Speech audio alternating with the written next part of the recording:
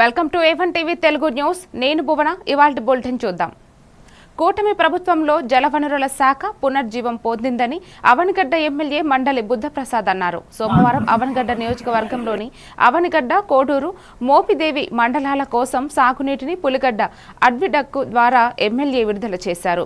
మోపిదేవి, వార్పు, LFR వద్ద గేటుకు పూజలు చేసి ఆయన నీటిని విడుదల చేశారు.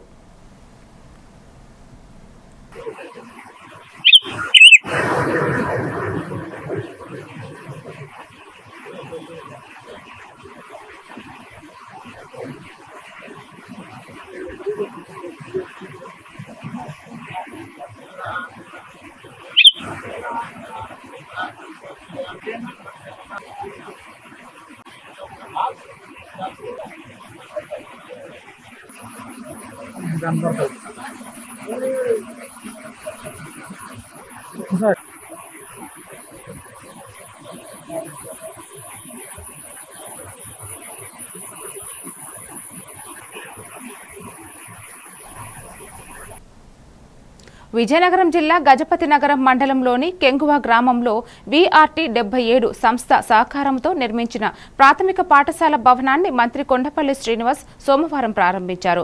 విద్య, వైద్యం, మౌలిక సదుపాయాలు, పారిశ్రామిక అభివృద్ధికి ప్రభుత్వం ప్రాధాన్యత ఇస్తుంది అన్నారు. పాఠశాల సదుపాయాలను పేద విద్యార్థులు సద్వినియోగం చేసుకోవాలని సూచించారు.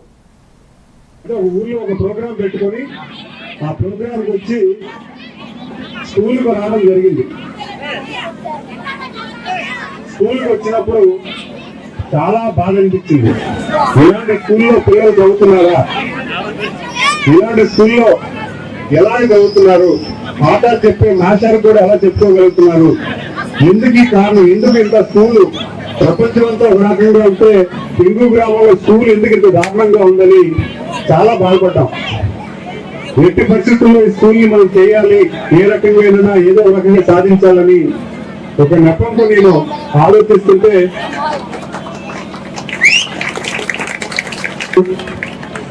దీన్ని ఎస్టిమేట్ చేయించడానికి గవర్నమెంట్ అధికారులు చెప్పడం, అది ప్రభుత్వం వచ్చిన నెల రోజులు 2 నెలలు అయింది.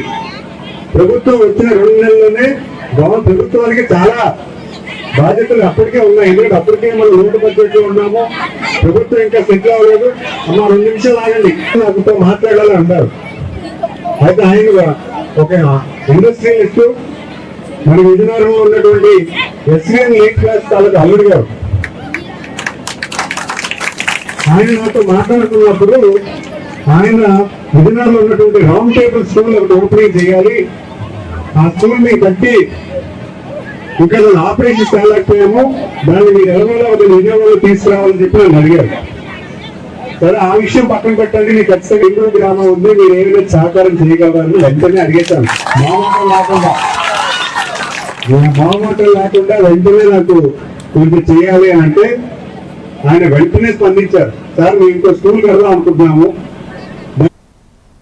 ఘంటసాల మండలం ఘంటసానిపాలెంలోని చినతాడి నాడాలో సోమవారం డాక్టర్ BR అంబేద్కర్ విగ్రహావిష్కరణ కార్యక్రమం కోలాహలంగా జరిగింది. ఈ కార్యక్రమాన్ని రిపబ్లికన్ పార్టీ రాష్ట్ర అధ్యక్షుడు ఉప్పులేటి దేవి ప్రసాద్ విగ్రహాన్ని ఆవిష్కరించారు.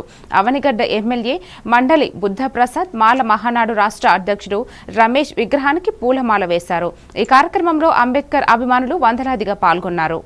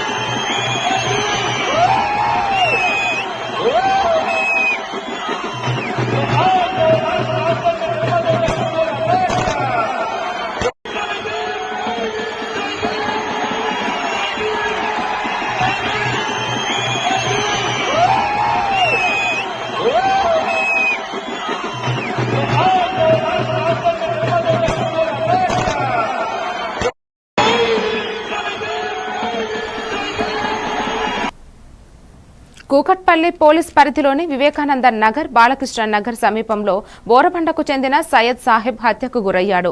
సాహెబ్ స్నేహితులతో మద్యం సేవించి ఉండగా ముగ్గురి మధ్య వాగ్వివాదం జరిగింది. మున్నా, సాజిద్ బీర్ బాటిలతో దాడి చేసి బండరాలతో కొట్టి హత్య చేశారు. సాహెబ్ గతంలో సనత్ నగర్లో హత్య కేసులో నిందితుడు కాగా పోలీసులు కేసు నమోదు చేసి దర్యాప్తు చేస్తున్నారు.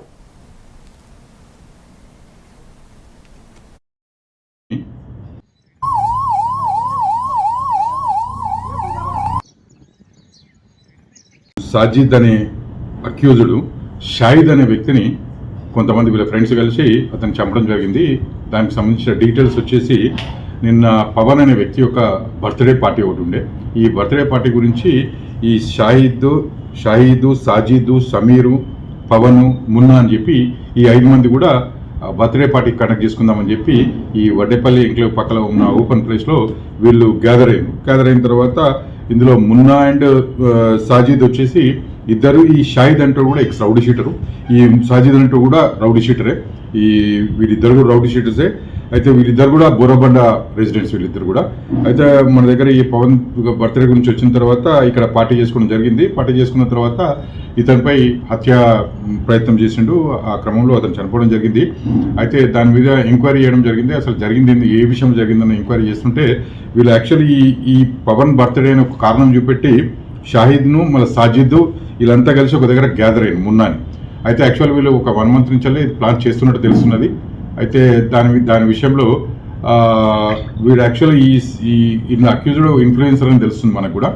ఇతన్ని డబ్బులు డిమాండ్ చేస్తుండే, ఎవరైతే షాహిద్ అంటూ చనిపోయిన వ్యక్తి ఎవరైతే ఉన్నాడో డబ్బులు డిమాండ్ చేస్తుండో అతని దగ్గర నుంచి డబ్బులు తీసుకోవాలనే ప్రయత్నంలో డిమాండ్ చేస్తుండే, బెదిరిస్తున్న విషయం తెలుస్తుంది మనకు కూడా. సో ఈ విషయంలో గొడవ జరిగి రాత్రి అతను తాగిన బాటలు తీసుకొని ఇక్కడ గొంతు దగ్గర పొడవడం జరిగింది. ఆ తర్వాత 2 బౌల్డర్స్ తీసుకొని కూడా నెత్తి మీద వేయడం జరిగింది. ఆ విధంగా అతను చనిపోయినట్టు తెలుస్తున్నది. ఈ అక్యూజ్డ్ మనం ఇంకా కస్టడీ తీసుకోలేదు. వీళ్ళని తీసుకున్నాక ఇన్వెస్టిగేషన్ చేసిన తర్వాత ఫర్దర్ డీటెయిల్స్ ఏమైనా ఉంటే మీకు ఇన్ఫార్మ్ చేస్తుంది.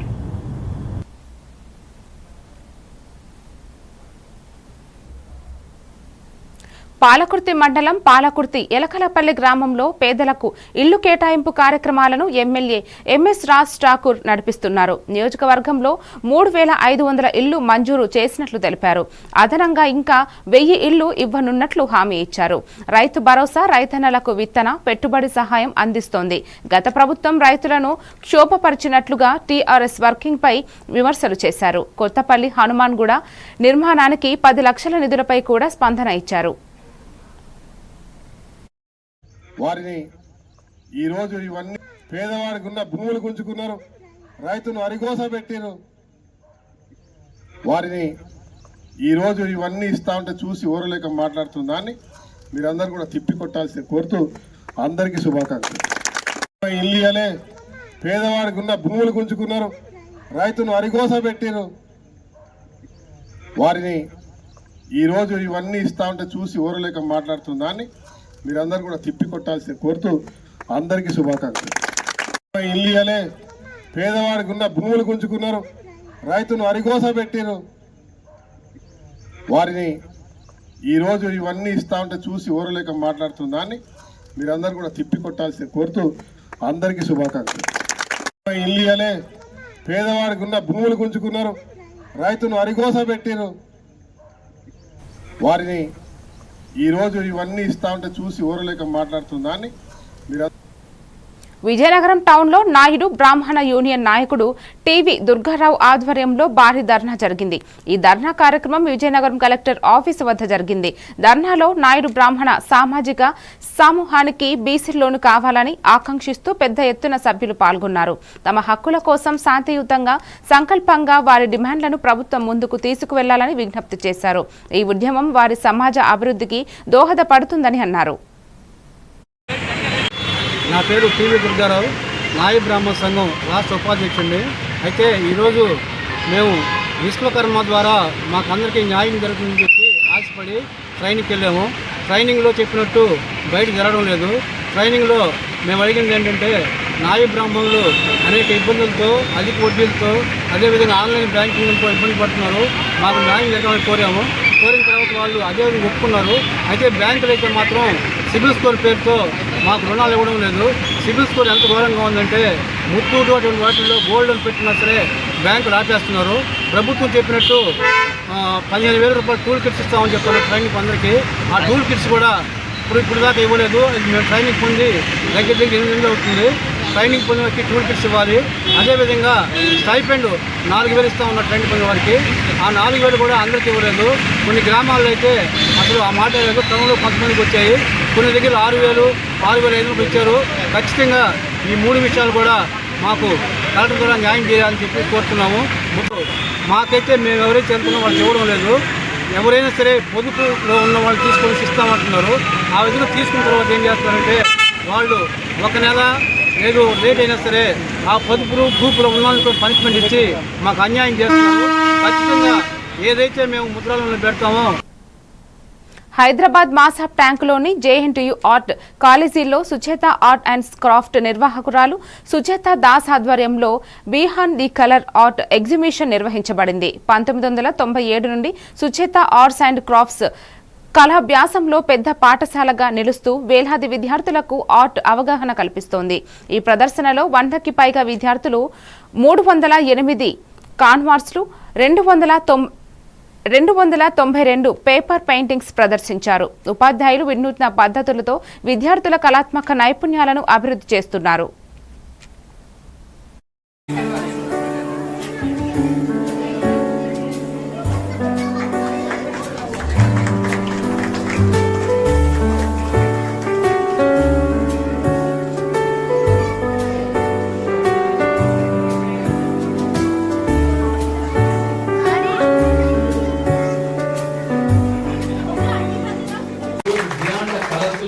చూసే అవకాశం నాకు కలిగినందుకు సంతోషపడుతూ ఈరోజు ఈ కార్యక్రమానికి నేను ఆత్మీయంగా ఆమని వారు ఈమని వారు అని పిలుచుకునే శివనాగిరెడ్డి గారు మంచి ఒక అద్భుతమైన స్థపతి, చరిత్రకారుడు, వ్యాసకర్త, రచయిత. Today I am conducting this art exhibition Beyond the Color hosted by Sucheta Art and Craft. And here all age groups starting from 3 years kids have attended that exhibition who has participated, and regardless of ages, teachers from IT professionals, doctors, engineers, lawyers, and even from retired profession. So everyone have shown here their creativity and their imagination. They poured on the canvas. So this art exhibition, it's not only the exhibition, it is 1-2 day celebration where they pour their complete emotion on the canvas. And that is how I am teaching. I want to give my students a platform where everyone can get an exposure, they can learn freely, enjoy the magic of art. And జిల్లా collector ఏ శ్యామ్ ప్రసాద్ ప్రజల సమస్యలను ప్రత్యక్షంగా తెలుసుకుని వాటికి తక్షణ పరిష్కారం చూపించాలని అధికారులకు ఆదేశించారు. సోమవారం కలెక్టర్ కార్యాలయంలో జరిగిన సమావేశంలో జాయింట్ కలెక్టర్, ఐటీడీఏ ప్రాజెక్టు అధికారి, రెవెన్యూ అధికారి, డిఆర్డీఏ అధికారులతో కలిసి ప్రజల నుండి 112 అర్జీలను స్వీకరించారు. సాలూరు మండలం బంగారమ్మపేట గ్రామానికి ఏ సూర్యనారాయణకు, సీతానగరం మండలం ఇప్పుడు వలస గ్రామానికి పి కుమార్ స్వామికి చెవిటి మిషన్ను కలెక్టర్ అందజేశారు. ప్రజా సమస్యల పరిష్కారానికి ప్రభుత్వం కృషి చేస్తోంది.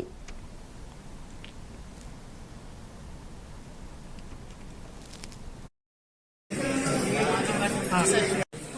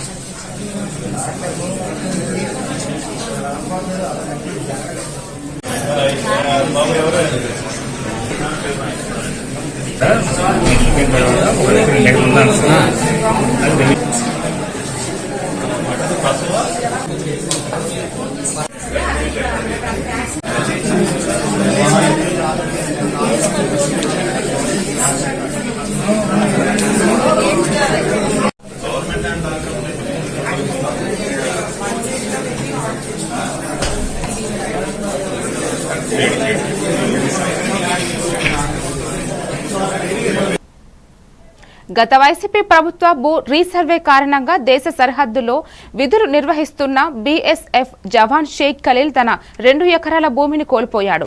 నందవరం మండలం నాకులదిన్నె గ్రామానికి చెందిన ఖలీల్ తల్లి నబూబీ పేరుతో 1996లో కొనుగోలు చేసిన భూమి 2022 వరకు పాసు పుస్తకాలు, ఆన్లైన్ రికార్డులలో వారి పేర్లే ఉన్నాయని దేశాయ్ నెట్వర్క్ అధినేత గురురాజ్ దేశాయ్ తెలిపారు.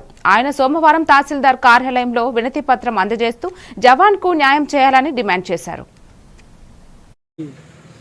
జవాన్కి అంటే ఒక సైనికునికి ఈరోజు మనం న్యాయం చేయలేకపోతున్నాం. మన ఇండియాలో అంటే మన ఆయనకు సంబంధించిన పొలంలో ఆయనకు దాదాపుగా ఒక 2 ఎకరాల పొలం సొంతంగా ఉంది. మరి ఆ 2 ఎకరాల పొలంలో గత ప్రభుత్వం చేసిన తప్పిదం రీసర్వేలో ఆయనకు 1.32 ఎకరాల పొలం ఇచ్చారు. మరి మిగతా 68 సెంట్ల పొలం ఆయనకు లేకుండా పక్కన ఎవరో ఒక రెవెన్యూ అధికారికి సంబంధించిన పొలం ఉందని చెప్పేసి ఆయన దాంట్లో కలిపేశారు ఇన్ఫ్లుయెన్స్తో. మరి ఆయన దాదాపుగా 2022 నుంచి మరి ఆయన పోరాడుతూనే ఉన్నారు. ఎంతోమంది రైతులు చాలామంది మ్యూటేషన్ కోసం మరి వాళ్ళు రిజిస్ట్రేషన్లు చేసిన తర్వాత వాళ్ళ పాస్బుక్ల కోసం మరి అలాగే స్టూడెంట్లు కానివ్వండి, రైతులు కానివ్వండి, క్యాస్ట్ మరి ఇన్కమ్ సర్టిఫికేట్ల కోసం మరి ఈ రెవెన్యూ అధికారుల చుట్టూ తిరగడం పరిపాటి అయిపోయింది. మరి ఒక గ్రామ విలేజ్ సర్వెంట్ గారు అంటే విఆర్ఓ గారు ఆన్లైన్లో చేయాలని చెప్తున్నారు, తర్వాత ఆర్ఐ గారు అంటున్నారు, తర్వాత ఎంఆర్ఓ గారు అంటున్నారు, తర్వాత కంప్యూటర్ ఆపరేటర్ అంటున్నారు. ఇలా రైతులని ఎన్నో విధాలుగా రోజులనక నెలలనక తిప్పుతూ ఉంటే వాళ్ళు పాపం సామాన్య రైతులు ఈరోజు పూట గడవదు, వాళ్ళకి పని చేస్తే కానీ పూట గడవదు. మరి అలాంటి రైతులకు మనం న్యాయం చేయాలి, ప్రజలకు న్యాయం చేయాలి. మరి ఈ విషయం మీద రెవెన్యూ అధికారులు మరి గతంలో జరిగినట్టుగా గత ప్రభుత్వంలో జరిగినట్టుగా ఈ గవర్నమెంట్లో నరసాపూర్ మండలంలోని రాంపూర్ సెయింట్ థామస్ పాఠశాలలో ప్రభుత్వ నిబంధనలకు విరుద్ధంగా పాఠ్య పుస్తకాలు అక్రమ విక్రయంపై జూన్ 29న ఏబీవీపీ స్టూడెంట్స్ శాంతియుత నిరసన చేపట్టారు. కానిస్టేబుల్ చౌహాన్ కృష్ణ ఫిర్యాదు మేరకు వారికి అక్రమంగా కేసు నమోదు చేయబడింది. దీనిపై తీవ్ర అభ్యంతరాలు తెలుపుతూ కలెక్టర్ డీఈఓకి వినతి పత్రాలు సమర్పించారు. ఏబీవీపీ కన్వీనర్ పేర్కొన్నారు, చౌహాన్ గారు కొంత కోచింగ్ సంస్థలతో సంబంధించి విద్యార్థులపై దాడులు చేస్తున్నారని జిల్లా ఎస్పీ వెంటనే విచారణ చేసి తగిన చర్యలు తీసుకోవాలని కోరారు. పాఠ్య పుస్తకాలని ఎందుకంటే ఆదివారం నిన్నటి రోజున సెయింట్ థామస్ రాంపూర్ స్కూల్లో అక్రమంగా ప్రభుత్వ నిబంధనలకు వ్యతిరేకంగా పాఠ్య పుస్తకాలని అధిక ఫీజులకు అమ్ముతూ తల్లిదండ్రుల నెత్తురు తాగుతున్నటువంటి యాజమాన్యం పైన చర్యలు తీసుకోవాలని శాంతియుతంగా నిరసన తెలపడం జరిగింది. వెంటనే స్పందించిన ఎంఈఓ గారు అక్కడికి వచ్చి అక్కడ ఉన్నటువంటి పాఠ్య పుస్తకాల గదులను సీజ్ చేయడం జరిగింది. దీన్ని మేము స్వాగతిస్తున్నాం. అదేవిధంగా ఇంత చేసినప్పటికీ అక్కడ ఉన్నటువంటి కానిస్టేబుళ్ళు మా పైన అత్యుత్సాహం చూపించి అక్రమ కేసులు పెట్టడం జరిగింది. దీన్ని మేము చాలా వ్యతిరేకిస్తున్నాం. ఇలాంటి ఒక పేద విద్యార్థులకు న్యాయం చేసే ఆర్గనైజేషన్ల మీద కేసులు పెడుతూ వాళ్ళ గొంతును నొక్కడాలని చూస్తున్నటువంటి పోలీసు వ్యవస్థ ఎంతవరకు కరెక్ట్? ఇది ఒక సమాజానికి హెల్ప్ చేస్తున్నటువంటి ఆర్గనైజేషన్ని మీరు సపోర్ట్ చేయాల్సింది పోయి రక్షక భటులు అనాల్సిన పోలీసులు రాక్షసుల్లాగా తయారవుతున్నారు. కాబట్టి వెంటనే ఈ కలెక్టర్ గారికి విన్నపించుకున్నాం. కలెక్టర్ గారు కూడా వీళ్ళపైన చర్యలు తీసుకుంటా అని చెప్పడం జరిగింది. దీన్ని మేము స్వాగతిస్తున్నాం. అఖిల భారతీయ విద్యార్థి పరిషత్ నిర్మల్ శాఖ ఆధ్వర్యంలో శ్రీ సత్యసాయి జిల్లా హిందూపురం నియోజకవర్గం లేపాక్షి మండలం మైదాగూలం గ్రామంలో 3 రోజుల క్రితం జరిగిన రవికుమార్ హత్య కేసును పోలీసులు ఛేదించారు. డీఎస్పీ మహేష్ సోమవారం విలేకరులతో మాట్లాడుతూ హత్యకు కారణం అక్రమ సంబంధమని తెలిపారు. గోవిందరాజులు, ఆనంద్ ఇద్దరు రవిని మద్యం తాగించి వేట కొడవళ్లతో నరికి హత్య చేశారని, వారు ఈ విషయాన్ని అంగీకరించినట్లు వెల్లడించారు. వీరిద్దరిని అరెస్టు చేసి రిమాండ్కు తరలించారు. వివరాల్లోకి వెళ్తే రవికుమార్ అనే వ్యక్తి మిస్ అయ్యాడు. తర్వాత అతను హత్య గావించబడ్డాడు. అతన్ని చంపిన వ్యక్తులు ఇద్దరు బోయ గోవిందరాజు, బోయ ఆనంద్. అందులో ఎందుకు చంపారు అనేది ఇక్కడ వివరాల్లోకి వెళ్తే ఇల్లీగల్ అఫైర్ అనేది ఇక్కడ ఒక మెయిన్ రీజన్ అండి. మెయిన్ ఇల్లీగల్ అఫైర్ ఎవరితో ఉందంటే ఈ రవికుమార్ అనే వ్యక్తి బోయ ఆనంద్ యొక్క భార్య శాంతమ్మతో ఇల్లీగల్ అఫైర్ ఉండడం, అది తెలుసుకొని బోయ ఆనంద్ మరియు అతని తమ్ముడు గోవింద్ ఇద్దరు అతనితో చాలాసార్లు వారించారు, ఇది మానుకో అని. వాళ్ళ మధ్యన చిన్న చిన్న గొడవలు కూడా అయినట్టు తర్వాత మనకి ఇన్వెస్టిగేషన్లో తెలిసింది. ఆ తర్వాత వీళ్ళు ప్లాన్ ప్రకారం 24వ తేదీ ఇతన్ని డిన్నర్కి రమ్మని చెప్పి పిలవడం, ఆనంద్ అనే వ్యక్తి పిలవడం. దాంతో రవికుమార్ తన ఇంట్లోనే చికెన్ చేయించుకొని అతనితో పాటు వెళ్లి ఆ తర్వాత అతను కనబడడం లేదని మనకు కంప్లైంట్ రావడం జరిగింది. వీళ్ళు ఎట్లా చంపారంటే ఒక కత్తితో బోయగా గోవింద్ వెనక నుంచి ఇతన్ని కత్తితో గొంతు దగ్గర పొడిచి ఆ తలని మొండాన్ని వేరు చేసి పక్కన పెట్టడం జరిగింది. ఆ తర్వాత కన్ఫెషన్లో మనం ఈరోజు వీళ్ళని పట్టుకోవడం తర్వాత వీళ్ళిద్దరిని మనం ఈరోజు పట్టుకున్న తర్వాత వాళ్ళు ఇచ్చిన కన్ఫెషన్లో క్లియర్గా ఈ ఇల్లీగల్ ఇంటిమసీతోనే ఆ గొడవతోనే మేము చంపాము, కత్తితో ఆ తలని మొండాన్ని వేరు చేశామని కూడా చెప్పారు. సో ఆ కత్తిని కూడా మనం రికవర్ చేయడం జరిగిందండి. ఇంకా కంప్లీట్ ప్రాసెస్ ఆఫ్ ఇన్వెస్టిగేషన్ అంటే వీళ్ళు ఇంకా ఎందుకు చంపారు, ఇంకా వేరే కారణాలు ఏమైనా ఉన్నాయా, తగాదాలు ఏమైనా ఉన్నాయా, ఆస్తి తగాదాలు కానీ, లేదంటే వీళ్ళ మధ్య ఫైనాన్షియల్ ట్రాన్సాక్షన్స్ ఏమైనా ఉన్నాయా కూడా ఆ కోణం కూడా వివరించడానికి వీళ్ళని రిమాండ్ పెట్టిన తర్వాత మనం కస్టడీకి తీసుకోవడం జరుగుతుంది. హైదరాబాద్ రవీంద్ర భారతిలో ద్రుపద్ గురుకులం ఫౌండేషన్ 6వ వార్షికోత్సవ వేడుకలు ఘనంగా జరిగాయి. ఫౌండర్ మనీష్ కుమార్ విజయ రామన్ మాట్లాడుతూ 2019లో స్థాపించిన ఫౌండేషన్ వయసు పరిమితం లేకుండా ఎన్నో మంది విద్యార్థులకు సంగీత విద్య అందించడం తెలిపారు. ద్రుపద్ ఫౌండేషన్ ను దేశీయంగా మాత్రమే కాక విదేశాల్లో కూడా విస్తరించేందుకు సన్నాహాలు జరుగుతున్నాయి. ప్రతి పాఠశాలలో చిన్నపిల్లల నుంచి పెద్దవారికి సంగీతం విద్య అందించాలని ఫౌండేషన్ భావిస్తోంది.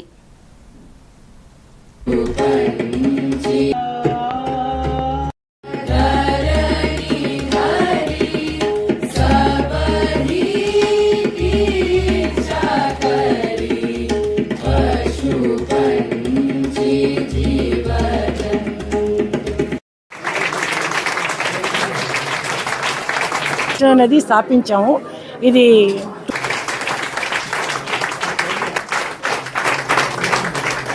ద్రుపద్ గురుకులం ఫౌండేషన్ అనేది స్థాపించాము. ఇది 2019లో స్థాపించాం. 6 ఏళ్ళ నుంచి నడిపిస్తాం. అంత ముందు కూడా కొన్ని చేస్తాము, కానీ ఇది నాన్ ప్రాఫిట్ ఆర్గనైజేషన్ కింద స్టార్ట్ చేస్తాము 2019లో. ఈరోజు మాది 6వ వార్షికోత్సవం అన్నమాట. అందుకోసం ఇది మేము సెలబ్రేట్ చేయాలని మా ప్రయత్నం. మా ముఖ్య ఉద్దేశం ఏంటంటే ద్రుపద్ని ప్రచారంలోకి తీసుకురావాలని చెప్పేసి అన్నమాట. ఇప్పుడు మన హైదరాబాద్లో ఇంకా ఎక్కువ మందికి తెలియదు ద్రుపద్, ఇంకా దేశ విదేశాల్లో కూడా చేయాలని మా ఉద్దేశము. అందుకోసం మేము చాలా మటుకు కొన్ని ఈవెంట్స్ అన్నీ చేస్తున్నాము. తర్వాత ఏమో కొన్ని లెక్చర్ డెమాన్స్ట్రేషన్ చేస్తున్నాము. తర్వాత ఇంకోటి ఏంటంటే ద్రుపద్ అన్నది మన దేవాలయంలో ఆవిర్భవించింది చాలా సంవత్సరాలకు, 100 ఏళ్ల కిందట. అందుకోసం ఏంటంటే మా ఉద్దేశం ప్రాచీన దేవాలయంలో కూడా द्रुपद गुरुकुलम फाउंडेशन के सारे स्टूडेंटों ने यहाँ परफॉर्म किया, जिसमें 7 लोगों ने इंडिविजुअल परफॉर्म किया, बाकी ग्रुप में परफॉर्म किया है. सब लोगों ने बहुत अच्छा परफॉर्म किया और आगे भी और अच्छा करेंगे परफॉर्म. तो अलग अलग राग परफॉर्म किया, किसी ने आलाप, कोई आलाप जोड़ झाला, सभी परफॉर्म किए. तो अच्छा लग रहा है कि द्रुपद हैदराबाद में अच्छा हो रहा है और बहुत सारे लोग जुड़ रहे हैं. इतने लोग पहले द्रुपद सुनने के लिए आते नहीं थे और प्रोग्राम भी नहीं होता था. अब द्रुपद गुरुकुलम फाउंडेशन के हेल्प से या कह सकते हैं उसके प्रयास से ये द्रुपद सुनने लोग आ रहे हैं. जैसा कि आप देख रहे थे पूरा हॉल पैक था, नीचे भी लोग बैठे थे. तो दिस इज आवर. బాపట్ల జిల్లా పర్చూరు నియోజకవర్గంలో జై పంగులూరు గ్రామంలో తెలుగుదేశం పార్టీ మంత్రి గొలుసు పార్థసారథి, గొట్టిపాటి రవికుమార్ మరియు కలెక్టర్ వెంకటమురళి కలిసి కొత్త బ్లాక్ బర్లీ పొగాకు కొనుగోలు కేంద్రాన్ని రిబ్బన్ కట్ చేసి ప్రారంభించారు. కష్టాల్లో ఉన్న రైతులకు మద్దతుగా కేంద్రాలు ప్రతిరోజు 300 నుంచి 600 క్వింటాళ్ల పొగాకును కొనుగోలు చేస్తున్నారు. ఇక ముందుగా పర్చూరు, అడుసుమల్లి, మార్టూరు చుట్టుప్రక్కల గ్రామాల్లో మరిన్ని కేంద్రాలు ప్రారంభించి రోజుకు 3,000 క్వింటాళ్లు కొనుగోలు లక్ష్యం చేపట్టారు. రైతులు ప్రభుత్వంపై నమ్మకం ఉంచి మంచి ధరలు పొందాలని అన్నారు. ఎత్తనపూడి మండలాలకు పైగా పొగాకుని మనం పర్చూరు ఏఎంసీలో ప్రతిరోజు పర్చేజ్ చేస్తా ఉన్నాం. త్వరలో అడుసుమల్లి కూడా స్టార్ట్ చేస్తాం. అక్కడ కూడా గోడౌన్ ఐడెంటిఫై చేశాం. అలాగే ఎత్తనపూడి మండలం కూడా ఈ రోజు నుంచి ఈ సెంటర్కి ఇంక్లూడ్ చేశాం. కాబట్టి మార్టూరులో కొన్ని గ్రామాలు, ఒక 4-5 గ్రామాలు కూడా పర్చూరుకి ఇంక్లూడ్ చేశాం. మిగతా మార్టూరులో మిగతా గ్రామాలు పొంగలూరుకి యాడ్ చేశాం. సో వచ్చే వారంలో మనం సిబ్బందిని అంతా రిక్రూట్ చేసుకొని మనమంతా ప్రిపేర్ అయిన తర్వాత కలెక్టర్ గారు ఇప్పటికే నివేదికలు పంపించారు. చెనగంజాం మండలంలో ఒక సెంటర్ కొనసపూడిలో, 2వ సెంటర్ అడుసుమల్లి, 3 మన మార్టూరు మండలంలో వల్లాపల్లి, ఇసుకదర్శి, ఏఎంసీ 3 కలిపి ఒకటే దాని కింద ఆపరేట్ చేస్తాం. 3 చోట్ల మనకి పెట్టుకునే అవకాశం ఉంది. ఇంకా ఏదైనా అవసరం అంటే చిలకలూరుపేటలో కూడా పుల్లారావు గారు నిన్న కొన్ని చెప్పారు. మనం ఐడెంటిఫై చేసి పెట్టుకున్న దాన్ని యాక్చువల్గా వాళ్ళ అవసరం కోసం వాళ్ళు వాడుకుంటున్నారు, అక్కడ ఉండే రైతాంగ అవసరాల కోసం. కాబట్టి మళ్ళీ వారు ఇంకో సెంటర్ ఇస్తామన్నారు. అవసరమైతే ఇంకా ఎక్కడెక్కడ స్టోరేజ్ ఫెసిలిటీ ఉన్నాయో ఇప్పుడు దాకా మనం జస్ట్ మొదలైందంటే చాలా చోట్ల ఇంకా గ్రామాల్లో ఒకళ్ళిద్దరు రైతులకు కూడా ఈ టోకెన్స్ రాలేదు. కాబట్టి ఇప్పటి నుంచి అన్ని గ్రామాలు పూర్తి స్థాయిలో దాదాపు 6 సెంటర్లు అట్ ప్రజెంట్ రన్ అవుతున్నాయి. ఆ రైతులు 30 దాదాపు 300.